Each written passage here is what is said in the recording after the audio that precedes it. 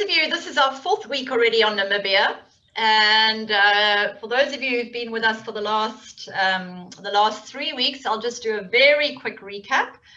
So the first week we did an introduction on Namibia. The second week we really focused on the southern area of Namibia, looking at all the highlights of that area. The next week we focused on all of this northern area around Namibia, quite a lot to see up in the north. But as one starts getting further and further up north here, these areas get more and more remote and more difficult to get to by normal vehicle.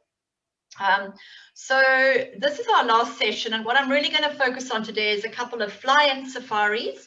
So I'm going to, as I promised last week, I'm going to split this week's session for you guys, and we'll look at 3 different properties, which I'll show you as a fly-in option. So one would fly from Windhoek. We're going to head right up into this northwestern corner up here of Namibia. We're going to go into the Coaca land to Elephant Camp. We're going to go right up to the Kunene River up here. And then I'm going to talk to you about the Skeleton Coast. So I'm really just going to focus on 3 properties today. And I'm going to show you 2 videos of the Okaherongo properties, which are great fly-in safari options. So let's start with that. Just to also mention a normal fly-in option for people. I'm going to focus really on these 3 areas right up in the north, because we've spent quite a lot of time looking at a lot of the other areas, Sossusvlei, Etosha. But a really great fly-in safari option would be to fly in from Windhoek into Sossusvlei, then go up to possibly Coaca land, Skeleton Coast, or Kunene River, down to Etosha and back down again. So obviously with the fly-in option, the great part here is it reduces your time. As we've mentioned, Namibia is a really big country, a lot of driving time involved. So for people who don't have that amount of time or are not really interested in driving the long distances, flying is a really great option. So I'm going to send you straight into a video, and I'm going to show you Okaherongo Elephant Camp, and then we'll talk a little bit further about that.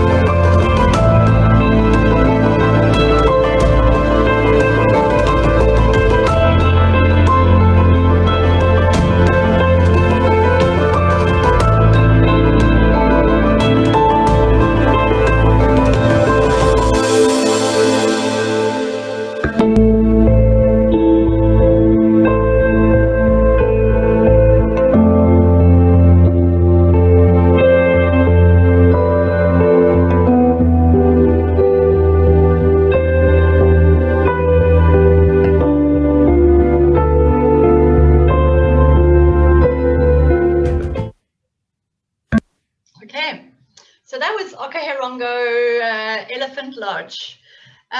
You know, they've got two properties, and these properties really are some of the most remote properties that you're going to find traveling into Namibia, which is really what makes them so extraordinary, is their total remoteness. Both of them are small boutique properties. Okahirongo Elephant Lodge is 7 rooms only, 7 suites. The lodge is in the Khoakhland region and built very much around to look like an authentic Himba settlement region. So with its sort of dome shape arrival as you walk in. The whole lodge is built with sort of to represent the feeling of that whole desert landscape. Very much raw materials, that sort of clay ochre color. And really the whole idea is to blend it in and make you sort of almost feel like you're in a Himba settlement. Beautiful rooms with beautiful big, every room has just got the most incredible vista, these huge wide open spaces that you look out onto, really making it incredible. It's got a beautiful swimming pool with the most incredible views. And really here, to me, this is just all about the landscape. The landscape here is just absolutely mind-blowing. Here again, you can get a feel for what it looks like with the sort of color, the hues, sort of very much going towards the reds and oranges and browns of the natural environment. So it's really just to blend the inside and the out and to give you a feel of the desert landscape. So activities in and around this area would be, of course, we've spoken quite a lot about this last week, tracking of the desert elephant. So this is unique desert adapted elephant that is common to this area. And there is a resident herd of elephant that lives very close by to Okahirongo Elephant Lodge. Then they also do black rhino tracking out on foot. You'll go out with the guides. All of the guides are Himba. They've been around, they've been living there for generations. They know this area so incredibly well, and they share so much of their knowledge. It really, really is incredible. And then just nature drives going out into the territory around the camp. And of course, your beautiful sunsets. They're really known for finding the most absolutely unique spots. As you go out on your afternoon drive, they'll come across the most beautiful place, and you just sit there and have your sundowner drinks watching the sunset. And you can actually just imagine the colors as they just come down, you know, as the colors change as the sun's coming down. It really is just absolutely incredible. They are really quite well known for their foods, very much Italian flair. Actually, it's fusion food, focusing on sort of a combination of Italian and African. And with freshly baked breads daily, freshly baked muffins, and of course their standout that they're always very proud of is their Italian gelato that they serve at Okahirongo. So moving on from Okahirongo Elephant Camp, I'm going to take you up to River Camp, which is right up in the north on the Kunani River.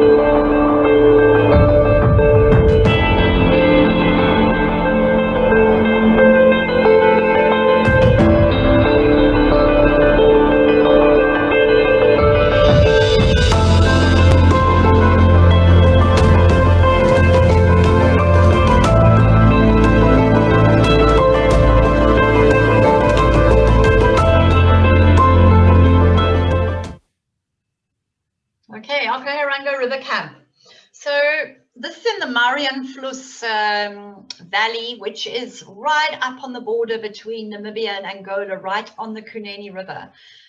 What makes this area so beautiful is that it's surrounded by mountain ranges, both on the Angolan and on the Namibian side.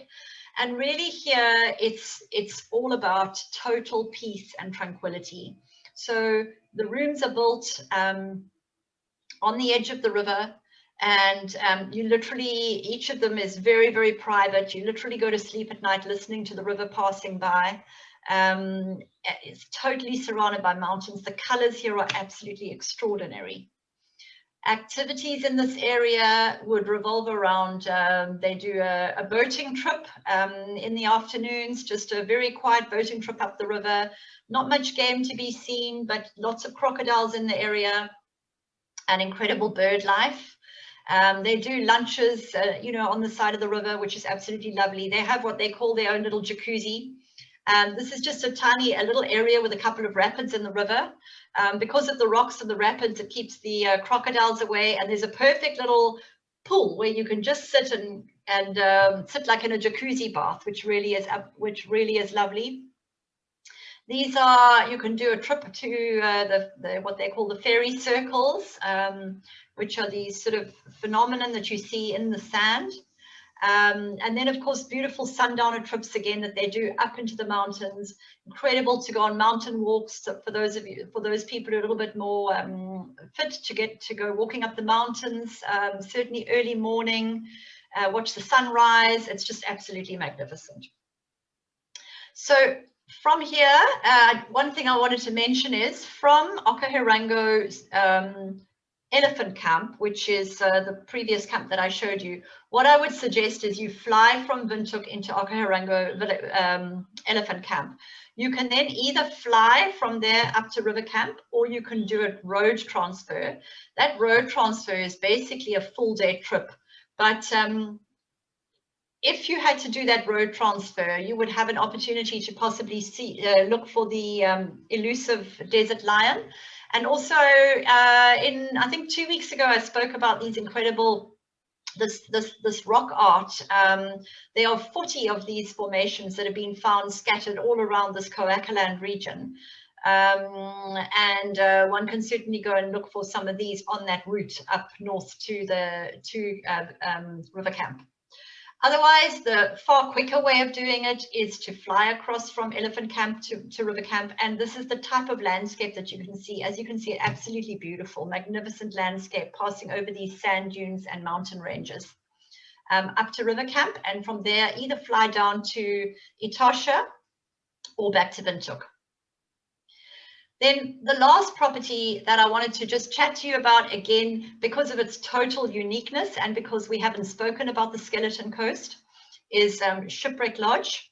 So the Skeleton Coast is a region up north. It's on the coastline north of Swakopmund, reaching up to the Kunene River, called the Skeleton Coast because of its many shipwrecks along this coastline. And as I mentioned before, you've got the quite wild Benguela current coming up there, and as it hits the heat of the desert, you find that there's a lot of mist along this coast, along with quite rough seas, causing many shipwrecks along this coastline. So Shipwreck Lodge, of course, was built to resemble the shipwrecks of the area. Really a totally unique lodge in this area.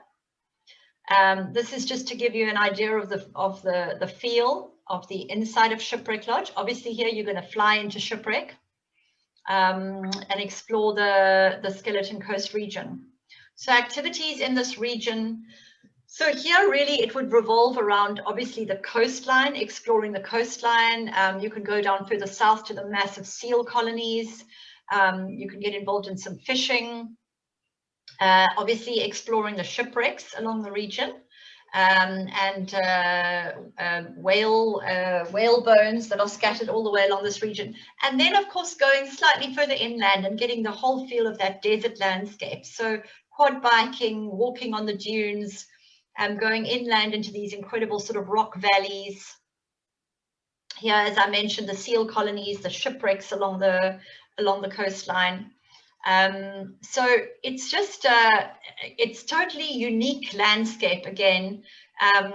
It's literally like being, you know, on the moon, actually, just totally, totally remote.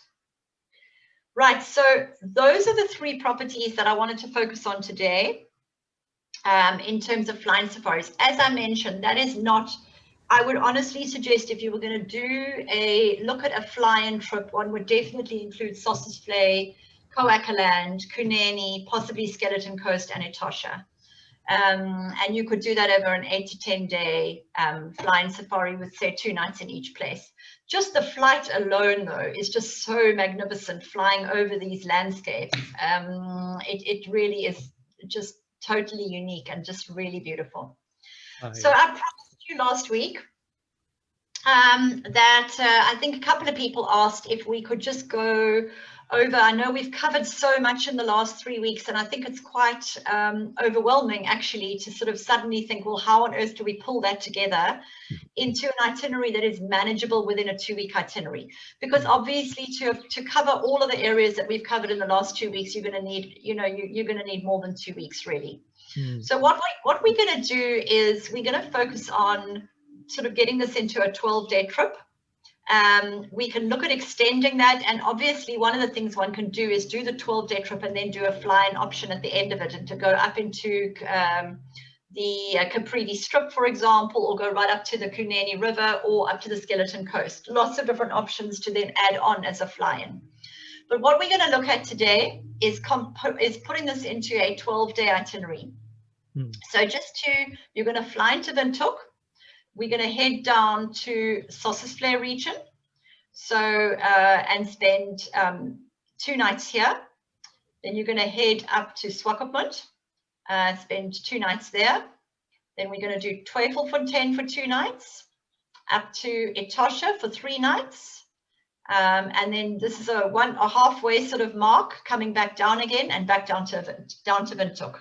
So as we go, I'm going to talk to you a little bit about really what there is to see and do in the area and the amount of the distance in terms of travel time.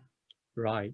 Nikki, before you proceed, maybe we can ask our friends here today if you have any questions so far, especially on the flying safaris, and later we'll be taking more questions based on this itinerary, the recommended itinerary that we have actually worked that out, and Nikki has really put a lot of effort into that, you know. So just to make sure that you see a lot, you can photograph a lot, and you will get to all the almost all the major attractions in a way. Yeah. So that is actually a very wonderful itinerary. Now, do you have any questions you would probably like to key that into the chat? But if you don't have, I do have a question for our audience here, you know, just to make things a little bit more interesting. Okay. Now, without looking for your good friend Google, can you tell me, okay, how big do you think Namibia is compared to maybe a country like Singapore? You know, because most of our friends are from Singapore, so how about making a guess? You know, Namibia versus Singapore, how big it is? Yeah, would you all like to try by keying into the chat? And Nikki was saying that because it's very, very big, right? And you really need to space it out and give it more time, you know, 25 times, 100 times, 20 times, no, okay, yeah, still very far away. Make a guess, some more, yeah. 4,000 times, oh, Mauro, that's too much, okay, that's too much. Nigel was saying that it's about 1,000 times, okay, yeah. Getting very close, yeah, 1,008, okay, too much? This sounds like a bidding exercise, you know. Okay. Yeah. So just for your information, okay, Namibia is 1,146 times the size of Singapore. Okay, 1,146 times. So if you really you plan to visit the country, please allocate about 2 weeks. I think that would be really nice. Obviously, if you want to do more in terms of the north and the south of Namibia, then most people plan between 3 weeks to 4 weeks even, you know, 1 entire month there. I guess busy executives like all of us will probably be able to fork out the most is about 2 weeks. Yeah, so that's a little bit of insight for you. Okay, So any other questions that you folks have over here? If you don't have any more questions, yeah, Nikki, over back to you. Okay, perfect. So what we're going to do is looking at an itinerary into Namibia. Generally speaking, you're going to arrive, if you, let's just take Singapore Airlines, you're going to arrive in Johannesburg at, I think it's 6:10 in the morning. And you would then connect for the flight from Johannesburg through to Windhoek. So estimating at the moment that you're going to land up in Windhoek at around lunchtime. So you would transfer from the airport to a hotel in Windhoek, enabling you to just relax and catch your breath in the afternoon before we get out the next morning. Okay. From there, you're going to head down south towards Sossusvlei. So it's about a 300-kilometer drive. It's going to take you about 4 hours to get down from Windhoek down to Sossusvlei. So Sossusvlei, I'm just going to do a very quick summary again. We've covered this quite a bit. So really highest dunes in the world, the most incredible colors here. And you've got about there, I think it's about 325 meters, the highest dune here. The most incredible landscapes. So for landscape photography, really, really beautiful. Then you have Deadvlei. I thought this was quite an incredible picture taken at night. So here you have the striking contrast between the white clay flay, basically, or sort of it's a dried up riverbed, really. The white clay of that with the striking contrast of the orange. You see these dead sort of trees in this dry clay area, clay pan, really. Just making, again, for the most incredible striking contrasts that Deadvlei offers. Then Sesrim Canyon. This is a beautiful little canyon that you can walk through, situated right at the entrance to the Namibia Park into the Sossusvlei region. And then, of course, just other options in the area are quad biking, cycling. Hot air ballooning is an option. Obviously, it's an additional price, but there's an option. And of course, your beautiful night skies that I keep, you know, it's just so extraordinary right throughout Namibia. You can imagine with absolutely no light pollution how beautiful the stars are at night. So I would definitely recommend spending a minimum of 2 nights at Sossusvlei. 2 to 3 nights is what you would really need to be in this area. So remember, a 4-hour drive down from Windhoek down to Sossusvlei, and you would spend 2 to 3 nights in this area. Right. From here, we're going to take you up through the Namibia Park, past Moon Valley. You can see the Welwitschers, and we're going to take you across to Swakopmund. Again, about a 4-hour drive, about 300 odd kilometers through this desert landscape. And here I would definitely recommend spending, again, 2 to 3 nights. We're going to look at 2 nights in Swakopmund. Swakopmund is a typical, it's incredible how it's like a little piece of Germany in Namibia. So very typical German settlement, and right down to the foods. A couple of you have asked about this here. Very much German sort of cuisine, patisseries and dried, you know, sausages. Of course, beer tasting and breweries, and you know, and of course, a lot of fish in this area. A lot of fish along the coastline of Namibia. Fantastic seafood. Right, the activities that one can do, there's many activities to do in and around Walvis Bay. So we looked quite in detail at Walvis Bay, I think, in the very first session. So I'm just going to do a bit of a recap of what one can do here. So Walvis Bay is a natural deep water harbor. The cruise ships actually come in here as well at certain times of the year. And it's a really great place to go out and do a marine tour. So you can either go out in a catamaran, which looks something like this, or if you want to, you can go out on a kayak. You can go sea kayaking through the bay. And the types of things you will see are during whale season, which is normally June to November. You could potentially see whales in the bay. You will definitely see seals, dolphins, and of course the bird life here is absolutely incredible. So you've got a massive bird sanctuary. In fact, this is a huge migration route for many of the water birds in the area. You've got this beautiful little sort of natural lagoon just on the outskirts of Walvis Bay. And here, of course, there's thousands of flamingos at certain times of the year, pelicans, terns, really many birds one can see in this area. Then, of course, a trip here would not be, you really would need to include Sandwich Harbour. I would totally recommend that. So Sandwich Harbour is really about going down south. And here you can see how impressive it is, where you've got these massive sand dunes just literally flowing straight into the cold sea. Really incredible.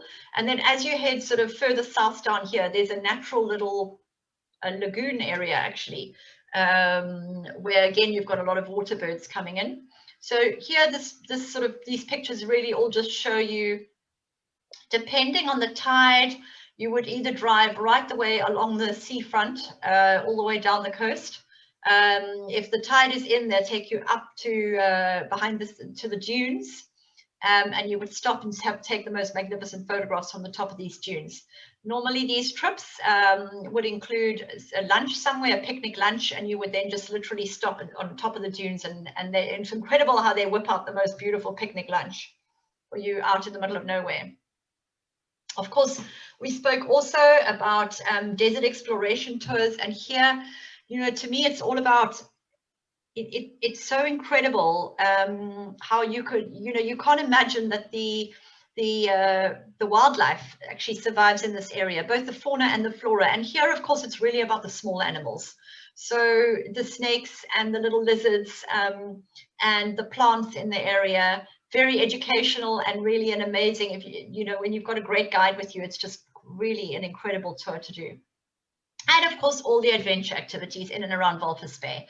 So for those adventurous amongst you, sandboarding, quad biking, parachuting or paragliding in from, you know, over the dunes, fat biking, it's all there. Of course, we did speak about the Welwitschia plant, very well-known plant. They call it the fossil plant of Namibia.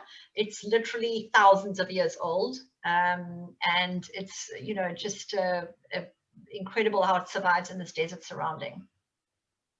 So as I mentioned, we've done about 4 hours now from Windhoek to Sossus, and about another 4 hours from Sossusvlei up to Swakopmund.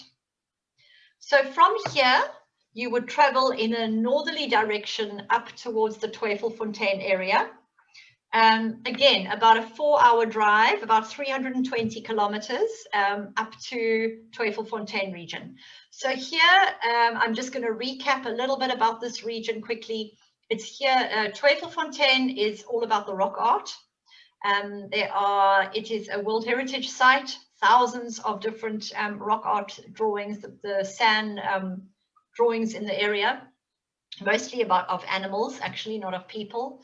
Again, you've got the desert elephant in this area, which we've spoken about in quite a lot now over the last 4 weeks. The Himba tribe, you start seeing Himba and the Damara people from this area up north. Incredible walks in the area. And here it's really, this area is to me totally about the rock formations. So you've got the Brandberg area. You've got, this is one of the rock formations, they call it the lion's jaw in this area. These are the organ pipes. So it's just, it's so, the landscape is just so absolutely beautiful and unique in the area with these rock formations.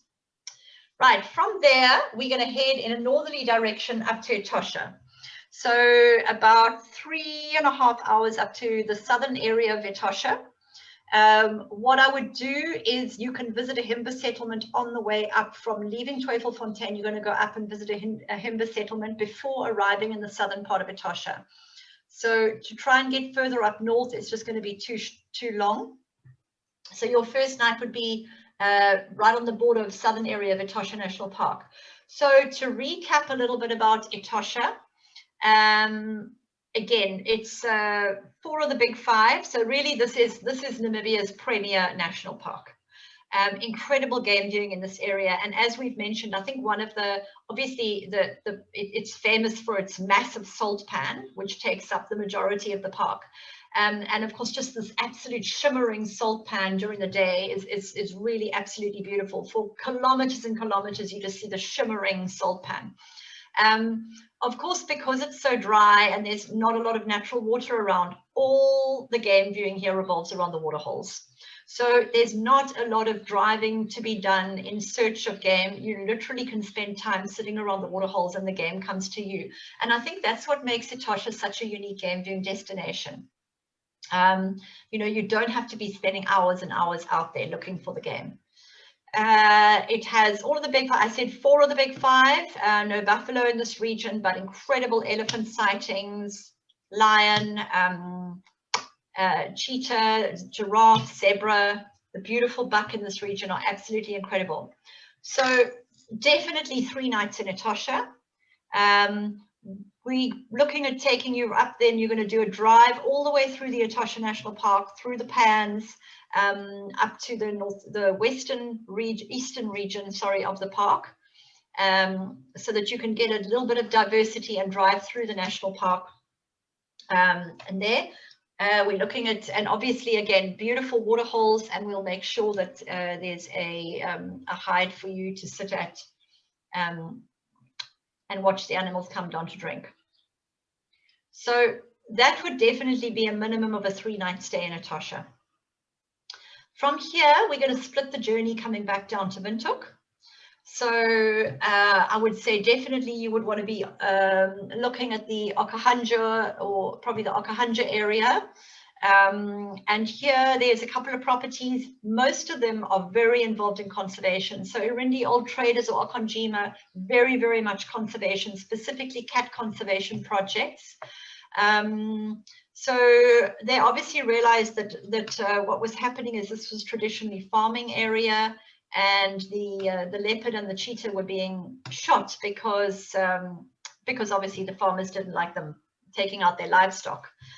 So many conservation projects have been started in this area. All the lodges are really now getting together to create these massive tracts of land to conserve all the different species. So really you've got cheetah conservation projects, leopard conservation projects, brown hyena, pangolin. These areas you can go and track the pangolin. And so that is really a great way to spend your last night. And from here, it's about a 2 to 2.5 hour drive back to Windhoek. If you were flying back to Singapore, you would be flying out of Johannesburg Airport late in the evening, which means that you can get back to Windhoek in time to fly directly from Windhoek to Johannesburg and out again without having to spend an extra night in Windhoek on the last night before you leave. So all in all, looking at that, we've done first night in Windhoek, 2 nights in Sossusvlei, 2 nights in Swakopmund, 2 nights in the Damaraland area, 3 nights in Etosha, and 1 night halfway down between Etosha and Windhoek, making that an 11-night itinerary. Which is actually very nice, Nikki. Then you know, our guests no need to be moving house every night, you know, driving from place to place. Yeah. Yeah. Yeah. So that is really something we want to avoid. You know, I always say that, you know, to really experience a country and to really experience an area, you really want to spend time there as opposed to doing one night. I'm not a big fan of 1-night stops continuously in a row. I think it's an exhausting way to travel. And I think you spend more time packing and unpacking your bag than you do actually really enjoying the scenery in the area.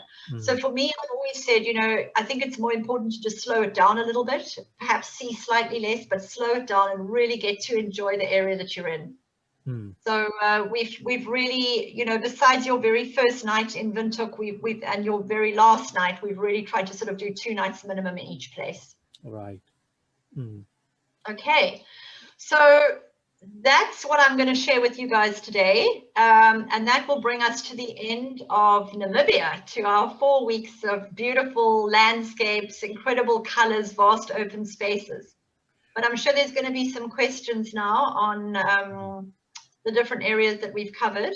And obviously, as we said, you know, this is really just an idea, because last week I know a couple of people said, can you give us some ideas of how to piece this together into a manageable itinerary?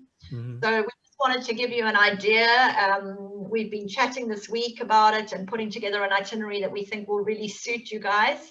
And this is, I think, what would really be, I think this itinerary would really work well to cover the, you know, the most important regions of Namibia without racing through too quickly.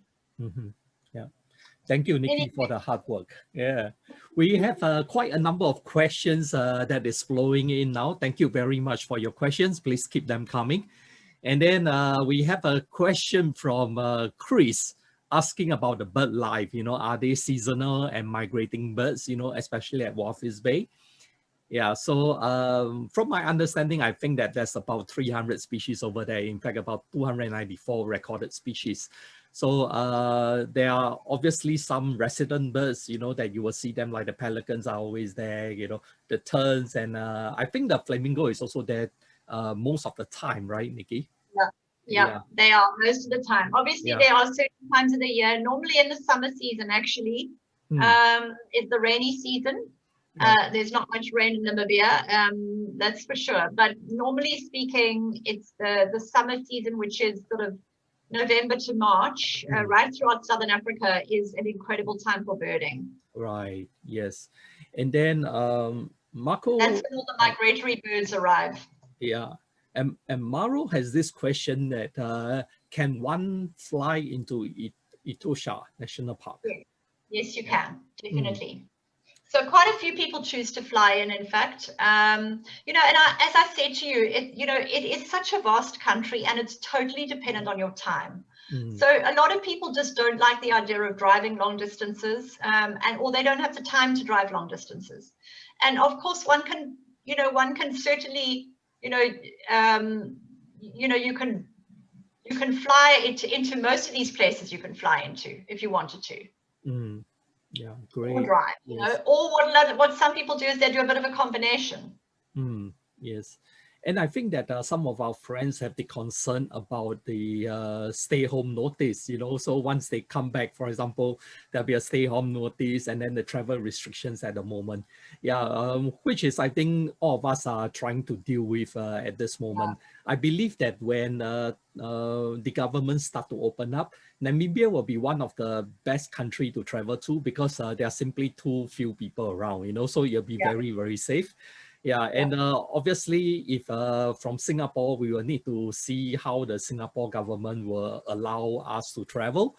Okay, but hopefully by June next year, that will be all right, you know. If not, then obviously we are also looking at flexible booking conditions. And, you know, if there's any booking that comes along the way, I think that all the tour operators right now around the world, they are very flexible. So we will basically be still asking for the deposit and things like that. But then, you know, the payment, we will then arrange for like the payment to be made nearer to date, you know, so that we can still see if any last minute changes or things like that we can cater to. Yeah, so that is something that I think that if people that book with reputable agencies, you know, or registered agencies, this is something that from the agency level is something we really ought to do. Yeah, so you can be rest assured of that. Okay, so the other thing is that Brenda is asking about the packing and type of clothing for this type of environment. Okay. Yeah, so obviously if we're looking at June, and I think that was also another question that I saw coming through. Yes, June is heading into winter in Namibia, but it's incredible. I mean, daytime temperature is shorts and t-shirt. It really is beautiful, warm days.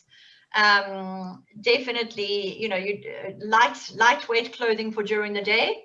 And then in the evenings, if you're traveling during the winter time, it does cool down. So definitely something warmer for the evening times.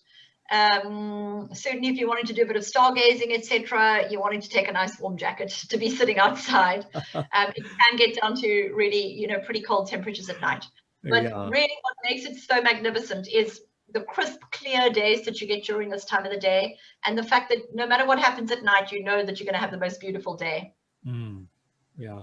So packing wise, Brenda, just to say, really casual clothing. I would say, you know, shorts and a t-shirt for during the day, something much warmer for during the evening. You know, very casual in Namibia, very casual jeans and a t-shirt, that kind of thing.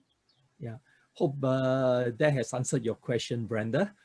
And are there any vaccinations that are required for Namibia? No, right? No. Okay. So you say it's good to know.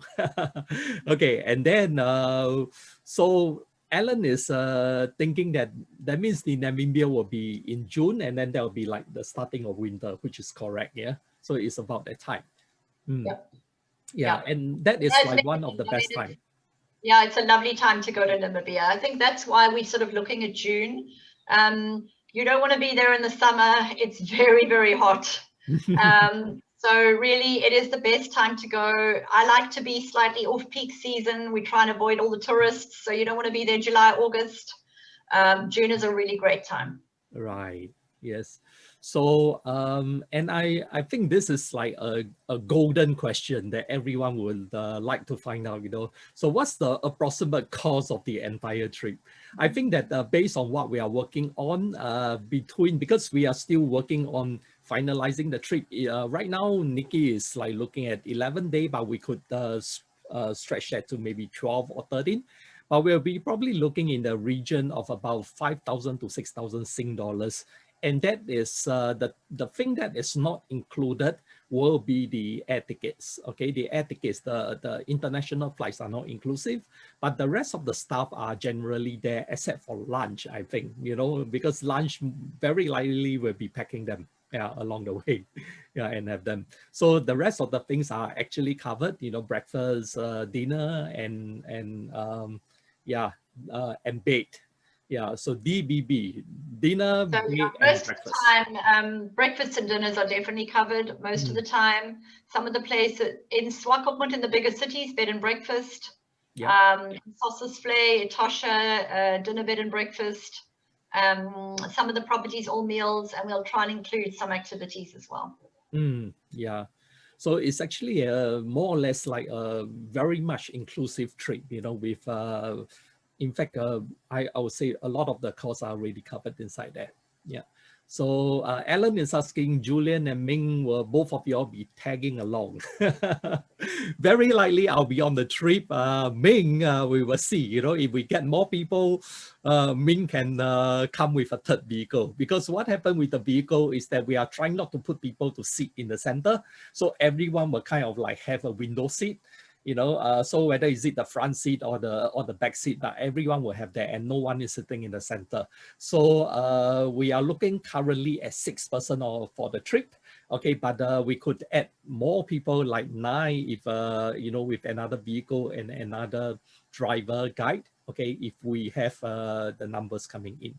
Yeah, but we are also trying to keep the group a little bit smaller so that it's more private, you know, and not working with very big groups in that sense.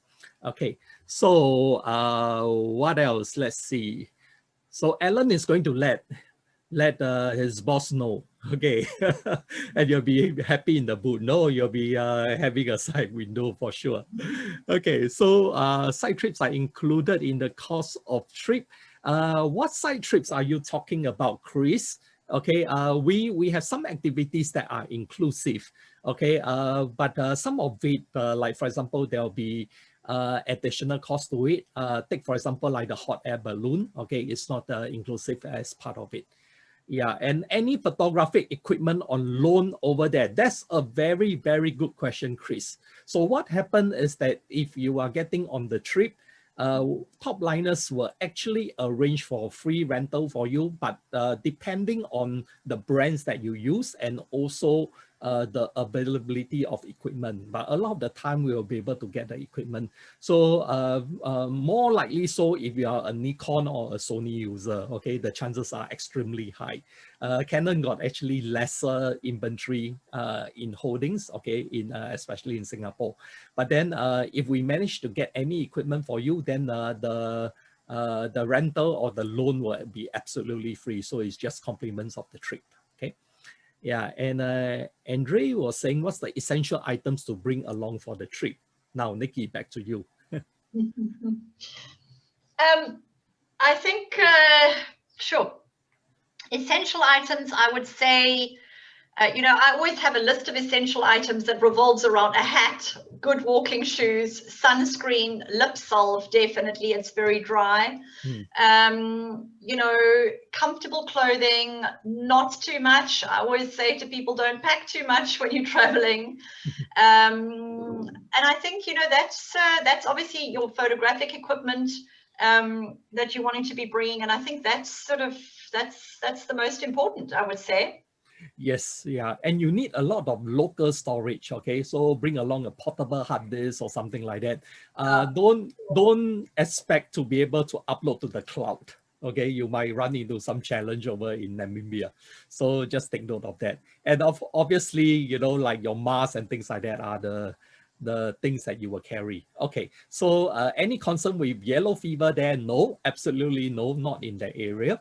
No yellow fever, and certainly insect repellent. Look, the further north you go, the more of an issue. So really, I would say, you know, I always say bring insect repellent, definitely. Normally tabard is great. And if you were going to go up into the Caprivi region, then we would look at the time of the year and possibly, you know, look, it depends where you're going, but there you would possibly be looking at malaria issues. Only in that area of Namibia, which is not an area that we've included in this trip. Right. Okay. So yeah, you know, saying that sounds like a very bespoke itinerary. Yes, in fact, for top liners and for African Spiral, we only do bespoke itineraries. So we design each and every itinerary from the ground. Yeah. So hope that answer your question, Ian. And what's the entry and vaccination requirements, if any? There isn't any, actually. Your Singapore passport is the most powerful in the world. Okay, and then you can just go in and you don't need any vaccinations requirement over there. Okay. Yeah. It's actually a really easy travel country to travel into. It really is. You know, there's not a lot of extra requirements that one needs. Yeah. So at this current moment, the most recommended way to fly is actually flying into Johannesburg in South Africa. So via Singapore Airlines, that's 10.5 hours. And then you'll then fly another 2.5 hours via Air Namibia or Airlink, right? Yeah, South African Airlink, yeah, into Namibia. So that will be the best route. Of course, there's also other routes that you can look at. Like, for example, flying via Middle East, okay, via Emirates or via Qatar. Yeah, so that's the other entry, but then it will take a longer time. So like, for example, Qatar Airways or Emirates will take you between 21 to 23 hours to reach there. Yeah, so that's the difference. And then for the elderly, what precautions to take? Are there any precautions to take for the elderly? No, I don't think so. I think, you know, just always I say, you know, sun hat, sunscreen, insect repellent, that kind of thing. I really don't think that there's anything else that's complicated in Namibia. Yeah. You know, the only thing is that you have to sit in the car for a long time. Yeah, and water. Yes, yeah, your water is important. Yeah, drink lots of water, and yeah, no, nothing really complicated. You know, we always make sure everybody's comfortable. You know, we stop a lot on the way, so I think that's also another important thing. You know, it's not expected of you that you're going to sit for 5 hours in a vehicle, you know, without getting out or anything. There's great stops along the way. We'll always know, you know where they are, and we'll make sure that you get to stop and stretch. Yes, perfectly right. So Ingwa is asking, can he fly drone there? Okay. Most of the national parks don't allow you to fly drones. There is, in fact, at Irindi, which is halfway between Etosha National Park and Windhoek, there they do allow drones. Mhm. So you could do, and that is a nature reserve. So there you could definitely fly your drone. Most national parks in Southern Africa are not very fond of drones. You know, they're quite aware of them frightening a lot of the animals. Mm. Yeah, but for landscapes, if they are around the landscapes area, Yes, that I think it's generally, more in the game viewing areas. You know, they don't want to make the game too skittish with the sound of the drones. yeah. So hope that answer your question, Ingwa. Okay. And are there any medical staff available on site? If you're talking about at the lodges themselves, I would say probably not, but most of the lodges in Southern Africa have emergency medical evacuation. So a lot of them, they basically have a support system of medical evacuation teams. So if there is anything that is an absolute emergency, they'll evacuate you out of there. With the flying doctors, yeah? Yeah. Yeah. So They'll that fly will you out. be, yeah. So hopefully that answer your question, And Chris. certainly, you know, if it's smaller things, you know, insect bites or something like that, they definitely would be able to handle that. So, you know, the guides are all very well trained in, you know, in sort of first aid and that kind of thing. So they would certainly be able to help with bites or that kind of thing. If it was something a lot, you know, that needed really urgent hospital attention, they'd fly you straight out. Yeah. Okay. So Chris, I hope that answered your question. You know, actually, just on a personal experience, when there was once where I was in the middle of Serengeti, you know, in Tanzania, and I was down with food poisoning. Yeah. Oh gosh. Yeah. So that was quite bad. And then, you know, the lodge basically managed to get a doctor. So kind of like, you know, they have a system where this is like a roaming doctor, and then the doctor came. And he was checking me like every 2 hours nonstop, you know, making sure that I'm okay. And he showed me the medicine that I'm going to take, and he said, "Look here, you know, it's not expired," and things like that. So they are actually very, very professional, you know, and you get very, very good medical attention. You know, imagine in very remote areas like the Serengeti, you also have that. So in fact, that level is quite good. Okay. Yeah. So yeah, and Bob is asking, would there be luggage constraint from Joburg to Namibia? Not more than normally 23 kilograms on a economy class flight. Yeah, so 23 kilograms, that's actually okay, just like the normal international standard in a way. Yeah. Okay. So Ian is asking for the safari vehicles. Is the open top or the side safari vehicles or your own vehicle? So that depends. So if we, for example, in Etosha, when you're going to be driving through Etosha, you're going to be in your own vehicle. If you're wanting to do an activity in an open vehicle, that's like an activity that you would book on site separately. Yeah, or else then you will be using your own vehicle. Yeah. So the other thing is that remember that if you are on a photographic safari like that, okay, the tripod won't really be useful. You will use that for your landscape photography. But if you are in your vehicle, you will actually need what you call like a bean bag. Okay, so a bean bag.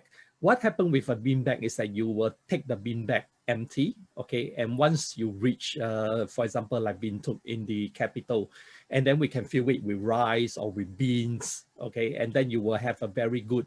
It's like a sandbag, you know, those that where you put your machine gun on, but instead of your machine gun, now you put your big cameras, okay? So that will be really, really useful for you to use either in the vehicle or on a certain part like the height, okay? You will put the beanbag to stabilize your cameras, okay? So the cost does not include the 3 accommodation nights that Nikki mentioned. No, yeah, that is basically the fly-in safaris.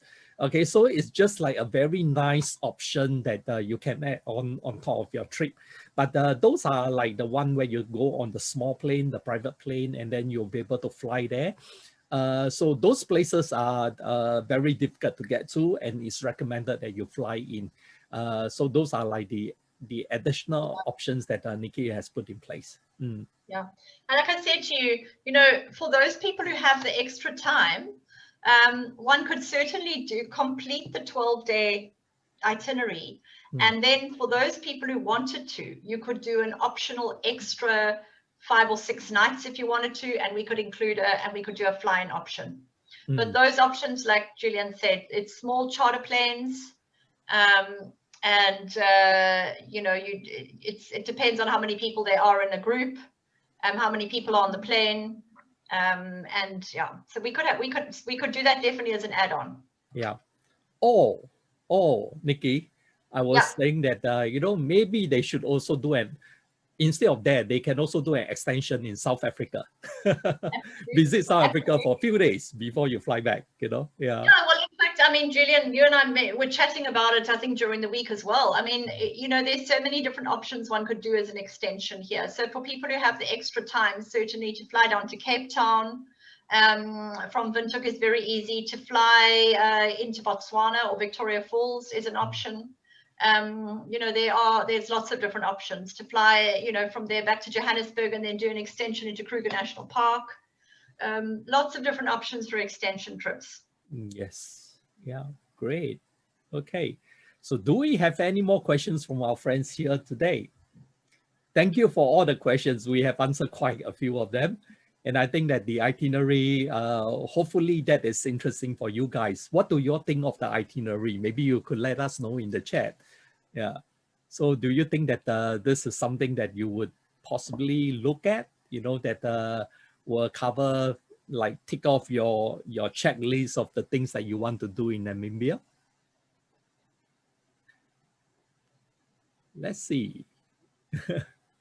And if you have any more questions, please feel free to key them into the chat box, okay? Yeah. And after this, what happened next week is we are moving on to Mozambique, okay? As you are aware. And then we will then be spending 1 week in Mozambique before moving on to another place. Okay. So sure. Great. So okay. Beautiful big open landscapes to island holidays. Totally different. Yeah. So great. Okay, next week we are going to cover that. Okay, and it'll be totally different from what we have this week. Okay, right. Mozambique, there's a war there. Chris said that Mozambique, there's a war there. No, that's not Nigeria at this moment. Okay, no, don't worry. Yeah, even more exotic. Yeah, it is. I'll take you into a war zone. Yeah, rest assured that we won't bring you into any war zone, okay? Yeah, because your safety is our utmost priority. We'll make sure that you will be really safe and happy during your holiday. I think that's the thing that is the most important. Okay, so if you don't have any more questions, I would like to thank everyone for your participation again this week. And we will look forward to you coming back, okay, next week and join us once again. Okay, with that, thank you, Nikki, once again for the hard work. Okay, and everyone have a great week ahead. We'll see you then. Thank you. Bye-bye. See you next week.